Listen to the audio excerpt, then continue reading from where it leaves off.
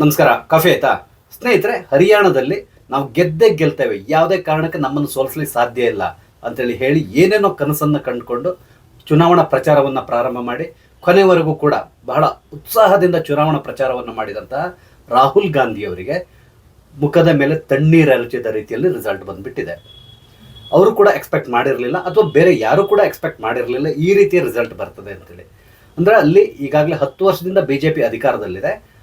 ಹಾಗಾಗಿ BJPಗೆ ಆಡಳಿತ ವಿರೋಧಿ ಅಲೆ ಕೂಡ ಬಹಳ ನಿಚ್ಚಳವಾಗಿ ಕಾಣಿಸ್ತಾ ಇತ್ತು. ಅಂದರೆ ಆ್ಯಂಟಿ ಇನ್ಕಂಬೆನ್ಸಿ ಇತ್ತು.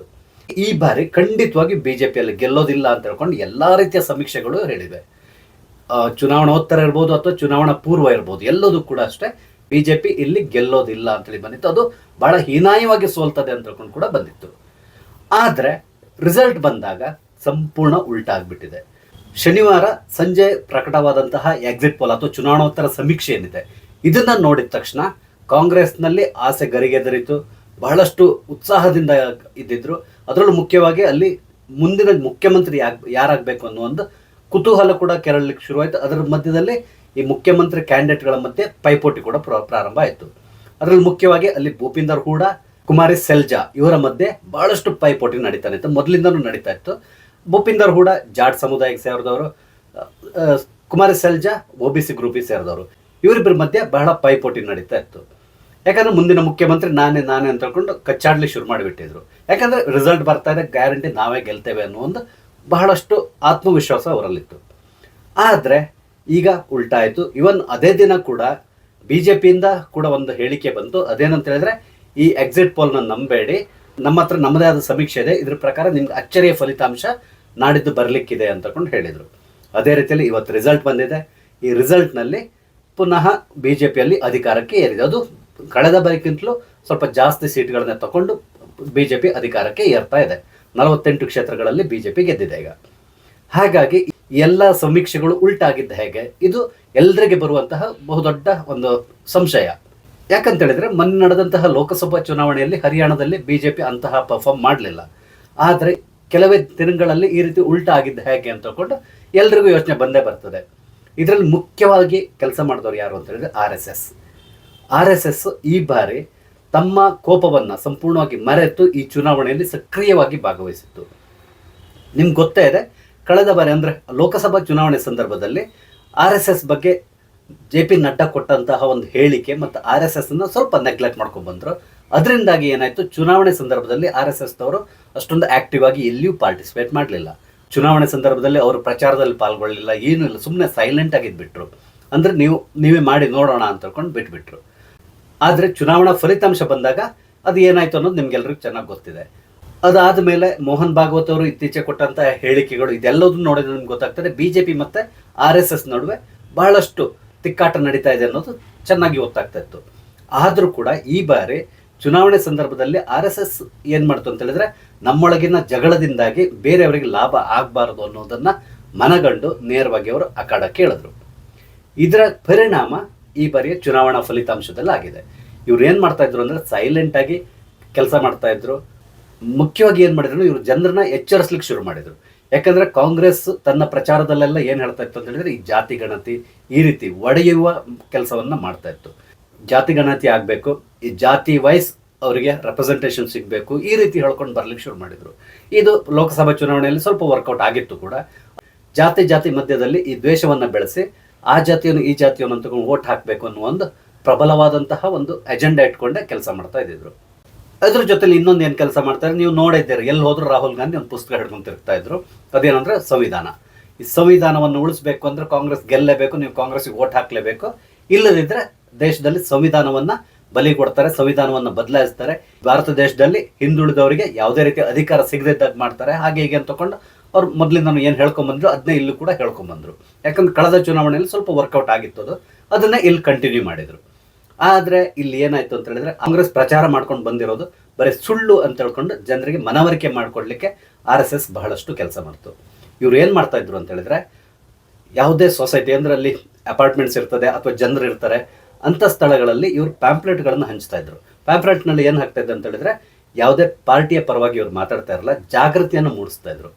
ಈ ನಮ್ಮ ಸೊಸೈಟಿಯಲ್ಲಿ ಮಧ್ಯದಲ್ಲಿ ಜಾತಿ ವಿಷ ಬೀಜವನ್ನು ಬಿತ್ತಿ ಈ ರೀತಿ ಡಿವೈಡ್ ಮಾಡುವಂತಹ ಯಾರಿಗಾಗಲಿ ನೀವು ವೋಟ್ ಹಾಕುವಾಗ ಯೋಚನೆ ಮಾಡಿ, ನಮ್ಮ ದೇಶವನ್ನು ಅಥವಾ ರಾಜ್ಯವನ್ನು ಒಂದಾಗಿ ತಕೊಂಡು ಹೋಗುವಂಥವರಿಗೆ ಯೋಚನೆ ಮಾಡಿ ಮತ ಚಲಾಯಿಸಿ ಅಂತ ಹೇಳ್ಕೊಂಡು ಜಾಗೃತಿ ಮೂಡಿಸ್ಲಿಕ್ಕೆ ಶುರು ಮಾಡಿದರು. ಅದೇ ರೀತಿಯಲ್ಲಿ ಸಂವಿಧಾನವನ್ನು ಬದಲಾಯಿಸ್ತಾರೆ ಅನ್ನುವೊಂದು ಏನು ಕೂಗೆದ್ದಿತ್ತು, ಅದಕ್ಕೆ ಕೂಡ ಈ ಸಂವಿಧಾನವನ್ನು ಬದಲಾಯಿಸ್ತಾರೆ ಅಂತೇಳಿ ಹೇಳ್ತಾ ಇರೋದು ಕೂಡ ಕೇವಲ ಅದೊಂದು ಎಜೆಂಡಾ ಆಗಿದೆ ಹೊರತು ಅದು ಆ ರೀತಿ ಯಾವುದು ಆಗಲ್ಲ. ನಿಮಗೆ ಯಾರು ಯೋಗ್ಯ ಅಭ್ಯರ್ಥಿ ಅನಿಸ್ತದೋ ಆತನಿಗೆ ವೋಟ್ ಹಾಕಿ ಅಂತ ಹೇಳ್ಕೊಂಡು ಹೋದ್ರು ಹೊರತು ಯಾವುದೇ ಪಾರ್ಟಿಗೆ ವೋಟ್ ಹಾಕಿ ಅಂತೇಳಿ ಅವ್ರು ಹೇಳಲಿಕ್ಕೆ ಹೋಗಿಲ್ಲ. ಅಂದರೆ BJPಗೆ ವೋಟ್ ಹಾಕಿ ಅಥವಾ ಕಾಂಗ್ರೆಸ್ಗೆ ವೋಟ್ ಹಾಕಿ ಅಂತ ಹೇಳಲಿಲ್ಲ, ಯೋಗ್ಯ ಅಭ್ಯರ್ಥಿಗೆ ವೋಟ್ ಹಾಕಿ ಅಂತ ಹೇಳಿದ್ರೆ. ಮತ್ತೆ ಇವರು ಮಾಡ್ತಾ ಇದ್ದಂತಹ ಈ ಪ್ರಚಾರ ಏನಿದೆ, ಈ ಪ್ರಚಾರದ ವಿರುದ್ಧವಾಗಿ ಇವ್ರು ಏನು ಒಡೆಯಲಿಕ್ಕೆ ಹೋಗ್ತಾ ಇದ್ರು, ಇದನ್ನು ನಂಬೇಡಿ. ಸೊಸೈಟಿಯನ್ನು ಒಡೆಯೋದ್ರಿಂದ ನಮ್ಮ ಮಧ್ಯೆ ಜಗಳ ಪ್ರಾರಂಭ ಆಗ್ತದೆ, ಇದರಿಂದ ದೇಶಕ್ಕೆ ಮಾರಕ. ಹಾಗಾಗಿ ನೀವು ಎಲ್ಲರನ್ನು ಯಾರು ಒಟ್ಟಿಗೆ ತಗೊಂಡು ಹೋಗ್ತಾರೋ ಅಂಥವ್ರಿಗೆ ಮತ ಚಲಾಯಿಸಿ ಅಂತ ತಗೊಂಡು ಜಾಗೃತಿ ಮಾಡಲಿಕ್ಕೆ ಶುರು ಮಾಡಿದರು. ಈ ಜಾಗೃತಿ ಬಹಳಷ್ಟು ವರ್ಕೌಟ್ ಆಯಿತು. ಇದರಿಂದಾಗಿ ಕಾಂಗ್ರೆಸ್ಗೆ ಮತಗಳಿಕೆ ಕಮ್ಮಿ ಆಯಿತು, BJPಗೆ ಮತಗಳಿಕೆ ಜಾಸ್ತಿ ಆಯಿತು. BJPಯಲ್ಲಿ ಅಧಿಕಾರಕ್ಕೆ ಏರಿದೆ. ಇದ್ರ ಜೊತೆಲಿ ಇನ್ನೊಂದೇನು ಅಂತ ಹೇಳಿದ್ರೆ, ಇವರು ಕಾಂಗ್ರೆಸ್ನವರು ಮುಖ್ಯವಾಗಿ ಜಾಟ್ ವೋಟ್ಗಳ ಮೇಲೆ ಕೇಂದ್ರೀಕರಿಸಿದ್ರು. ಅಂದರೆ ಜಾಟು ಮತಗಳನ್ನು ನಮಗೆ ಬಂದರೆ ನಾವು ಗೆಲ್ತೇವೆ ಅಂತಕೊಂಡು ಇವರ ಪ್ಲಾನ್ ಆಗಿತ್ತು.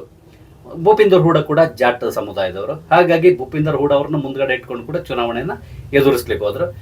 BJP ಏನು ಮಾಡ್ತು, ಈ OBC ಗ್ರೂಪ್ ಇವ್ರನ್ನ ಒಂದು ಕಡೆ ತಗೊಂಡು ಬಂತು. ಕಾಂಗ್ರೆಸ್ನವರು ಯಾವ ರೀತಿ ಜಾತಿಯನ್ನು ಡಿವೈಡ್ ಮಾಡಿಕೊಂಡು ವೋಟ್ ಗಳಿಸ್ಲಿಕ್ಕೆ ಪ್ರಯತ್ನ ಪಟ್ಟರು, ಅದನ್ನೇ BJP ಉಲ್ಟಾ ರೀತಿಯಲ್ಲಿ ಮಾಡಿಬಿಡ್ತು.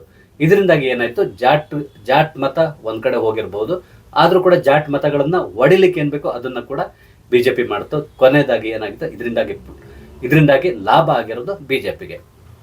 ಇನ್ನೊಂದೇನಾಗಿತ್ತು ಅಂದರೆ, ಹರಿಯಾಣದಲ್ಲಿ BJP ಗೆಲ್ಲೇಬೇಕಾದಂಥ ಪರಿಸ್ಥಿತಿ ಕೂಡ ಇತ್ತು.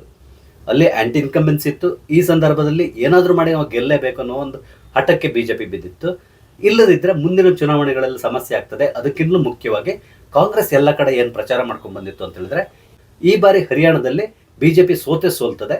ಸೋತ ತಕ್ಷಣ ಅವರ ಗೌರ್ಮೆಂಟ್ ಬಿದ್ದು ಹೋಗ್ತಾರೆ. ಯಾಕಂದ್ರೆ ನಿಮ್ಗೆ ಗೊತ್ತಿರ್ಬೋದು, ಮಲ್ಲಿಕಾರ್ಜುನ್ ಖರ್ಗೆ ಇರ್ಬೋದು, ಅಥವಾ ಸಿದ್ದರಾಮಯ್ಯನವ್ರು ಇರ್ಬೋದು, ಇವರೆಲ್ಲರೂ ಎದೆ ತಟ್ಕೊಂಡು ಹೇಳ್ಕೊಂತಿರ್ತಾ ಇದ್ರು, ಇನ್ನು 6 ತಿಂಗಳಲ್ಲಿ ಈ ಸರ್ಕಾರ ಬಿದ್ದು ಹೋಗ್ತದೆ, ದೀಪಾವಳಿ ಸಂದರ್ಭದಲ್ಲಿ ಸರ್ಕಾರ ಬಿದ್ದು ಹೋಗ್ತದೆ ಅಂತಕೊಂಡು ಹೇಳ್ಕೊಂಡು ಬರ್ತಾನೆ ಇದ್ರು.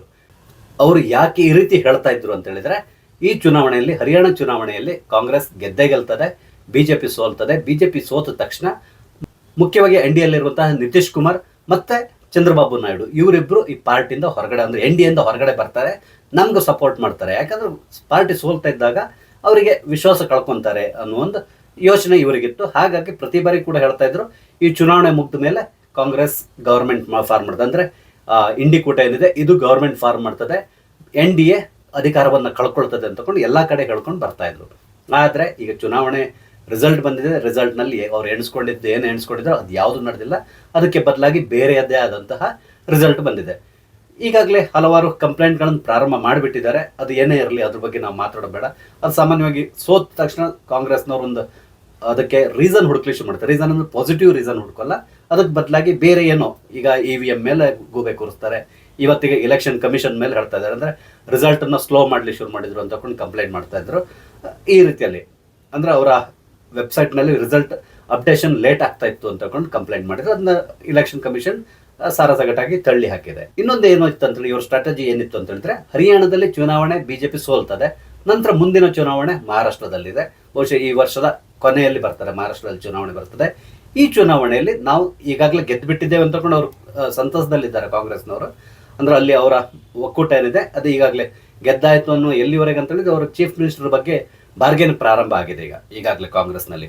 ಅಂದರೆ ಶಿವಸೇನೆಯವರು ಚೀಫ್ ಮಿನಿಸ್ಟರ್ ಆಗಬೇಕಾ, ಕಾಂಗ್ರೆಸ್ನವ್ರು ಆಗಬೇಕಾ ಅಂತ ಹೇಳ್ಕೊಂಡು ಈಗಾಗಲೇ ಒಂದು ರೀತಿಯ ತಿಕ್ಕಾಟಗಳು ಈಗಾಗಲೇ ಪ್ರಾರಂಭ ಆಗಿದೆ. ಇನ್ನು ಚುನಾವಣೆ ಅನೌನ್ಸ್ ಆಗಿಲ್ಲ, ಡೇಟ್ ಅನೌನ್ಸ್ ಆಗಿಲ್ಲ, ಅದಕ್ಕಿಂತ ಮೊದಲೇ ಪ್ರಾರಂಭ ಆಗಿಬಿಟ್ಟಿದೆ. ಹಾಗಾಗಿ ಮುಂದೆ ನಾವು ಮಹಾರಾಷ್ಟ್ರದಲ್ಲಿ ಖಂಡಿತವಾಗಿ ಗೆಲುವನ್ನು ಸಾಧಿಸ್ತೇವೆ. ಈ ಮುಖಾಂತರ BJPಯನ್ನು ಸಂಪೂರ್ಣವಾಗಿ ಅಥವಾ NDAಯನ್ನು ನಾವು ತೊಲಗಿಸಬಹುದು ಅನ್ನೋದು ರಾಹುಲ್ ಗಾಂಧಿಯ ಕನಸಾಗಿತ್ತು. ಆದರೆ ಈ ಕನಸು ಈಗ ಹಗಲ್ಗನಸಾಗಿ ಪರಿವರ್ತನೆ ಆಗಿದೆ. ಟೋಟಲ್ ಆಗಿ ಇಲ್ಲಿ ಏನಾಗಿದೆ ಅಂತ ಹೇಳಿದ್ರೆ, ಕಾಂಗ್ರೆಸ್ ಎಣಿಸಿದ್ದೊಂದು, ಬಟ್ ಇಲ್ಲಿ ಆಗಿರೋದೇ ಇನ್ನೊಂದು. ಹರಿಯಾಣ ಚುನಾವಣೆಯಲ್ಲಿ ಮತದಾರ ಎಲ್ಲರ ಅನಿಸಿಕೆ ಅಥವಾ ಯಾರು ಏನು ಗೆಸ್ ಮಾಡಿದಾರೋ ಈ ಎಲ್ಲದನ್ನು ಉಲ್ಟಾ ಮಾಡಿಬಿಟ್ಟಿದ್ದಾನೆ. ಅಂದರೆ ಆತ ಯಾರಿಗೆ ಮತ ಚಲಾವಣೆ ಮಾಡ್ತೇನೆ ಅನ್ನೋ ಒಂದು ಗುಟ್ಟನ್ನು ಬಿಟ್ಟುಕೊಡದೆ ಮತ ಚಲಾವಣೆ ಮಾಡಿಬಿಟ್ಟಿದ್ದಾರೆ. ಇದರಿಂದಾಗಿ ಎಲ್ಲರೂ ಎಣಿಸದೇ ಇದ್ದಂತಹ ರಿಸಲ್ಟ್ ಬಂದಿದೆ. ಯಾಕಂದರೆ ಎಲ್ಲರೂ ಎಣಿಸಿದ BJP ಸೋಲ್ತದೆ, ಬಟ್ ಇಲ್ಲಿ ಬೇರೆ ರೀತಿಯಾದಂಥ ರಿಸಲ್ಟ್ ಬಂದಿದೆ. ಸ್ನೇಹಿತರೆ, ನಾನು ಹಂಚ್ಕೊಂಡಿರುವಂಥ ಮಾಹಿತಿ ನಿಮ್ಗೆ ಇಷ್ಟ ಆದರೆ ದಯವಿಟ್ಟು ಲೈಕ್ ಮಾಡಿ, ಶೇರ್ ಮಾಡಿ, ಹಾಗೆ ದಯವಿಟ್ಟು ನನ್ನ ಚಾನಲ್ ಸಬ್ಸ್ಕ್ರೈಬ್ ಮಾಡಿ. ನಮಸ್ತೆ, ಜೈ ಹಿಂದ್.